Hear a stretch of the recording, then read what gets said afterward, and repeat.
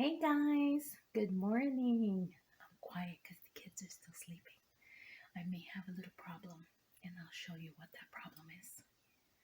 It is not even full spring yet. Spring has just sprung here in upstate New York, but way before then, I had started some seed. And then that went so well, I started some more seed. And as you can see behind me, those boxes are full of seeds. I have more seeds coming in the mail. Every time I go to the dollar store, I buy seeds. I clearly have a problem. Let me show you what's going on here. All right, guys, I'm so embarrassed. Look at this. All of these are some type of Brussels sprout, except for, oh, there's some spinaches back here. These 2 or 3 back here are pepper plants. These are some pepper plants that sprouted in my daughter's compost bin when I gave her some peppers from my garden last year. And she said, "Hey, Mom, do you want these?" And I said, "Hey, bring them on. Let's see if we can keep them alive." Oh my God, not only did I keep them alive, but look, there are growing peppers. What I may do is pinch those peppers off here at the top. I have 2 experimental ones that I'm working on here by the window. See them here? I'm letting those grow, see what happens. But yes, I must have, I want to say, on this alone, let me see, it was a 72 cell tray. So about, I don't know, 70 to 80 pepper plants. I have some brandywine tomatoes here. Oh, and that's not all of it. I have a sweet potato, trying something. This sweet potato been in this water for, I don't even know, 12 weeks already. In and out, in and out. I took it to work with me so I can watch it. I brought it back home. It did better at work, so I took it back to work with me so I can watch it. I brought it back home. Then the sun started shining through this window and I said, something has to happen. And boom, we have one, just one. Listen, I get what I get and I don't get upset, right? Okay, now, I did mention that I had a problem, did I not? Okay, you're going to see my problem right now. First of all, I have this little corner here. I keep all my planting supplies. Cups for transplanting, little blueberry things for growing. This lid, it had a silver pan, which I'm using for more seeds today. I have a bottle here for watering. It's got some holes on the top. I fill the bottle and I squirt. And now, this is what I have going on. Here, I have some different types of zucchini and squash. There, I have more peppers because those on the window are just green peppers. Oh God, here, as you can see, there are more of those peppers that were on the windowsill. All of these are tomatoes, different types of tomato. Down, more tomatoes. Pepper, more tomatoes. More tomatoes. Ooh, more tomatoes. Here I have some spinaches and kales, I believe. These are more tomatoes. These are some onions.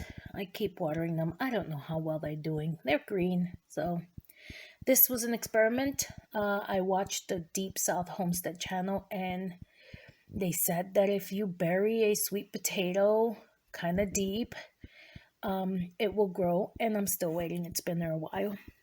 Behind there are more tomato cups. This is another 72 cell of tomatoes. Now, these tomatoes, they're not all the same. I have a combination of some brandywines some basket tomatoes, but they are all from uh, Baker's Creek heirloom seeds. So let me see if I can get the name of this one. This one is says, oh, Tomaso tomato. I think that's a yellow tomato. What do I have here? Striped Cavern tomatoes. These are, let me see, red brandywines. All of these are red brandywines. These are red veranda, sweet 100s. Let's see what else. More red veranda. I would believe more sweet 100s. And I really can't tell what this one is, but yep. I think I need to attend a meeting for maybe Plant Growers Anonymous. And I don't stop. I keep going and going. I have a lot of grow house cleaning to do, and I gotta get that done so I can get these out. I may sell a few plants because, to be honest, I don't have that much space. Let's see, we're going out on the deck. Shadow is finally enjoying the weather. Hi, my Shadow. That's my Shadow. Finally enjoying the weather. He does not come out in the winter. Does not like it. But when the sun is out and it's not breezy, he's enjoying the weather. So here is the grow house from the top. This is the smaller grow house. This grow house is coming down when I come back from vacation in 3 weeks, and that grow house is going to be expanded over the berry plants. So you see, I really don't have that. I mean, I have this space here that I may fence off because I am going to put the chickens in that shed. We are not shed people. We have nothing in those sheds. I have a car in here that my brother-in-law parked a while ago. It's still in there. And some, let me see, maybe some deer netting and stuff like that, a hand truck.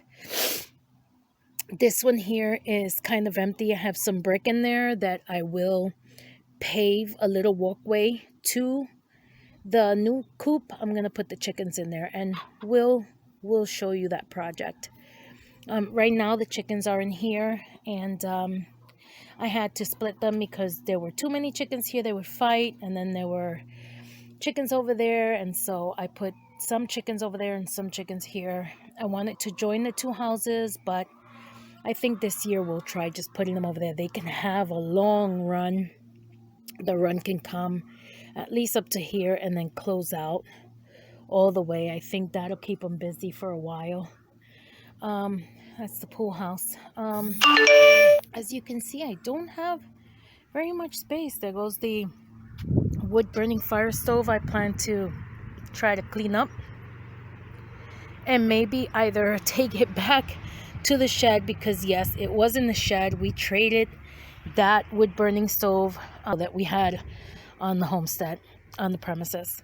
I may put it over there to heat the chickens in the winter. We will see. Again, the pool, I am going to utilize this portion of the yard in addition to this portion that I've already put a small garden in. I have the camper right there, so everything behind the camper, over and across.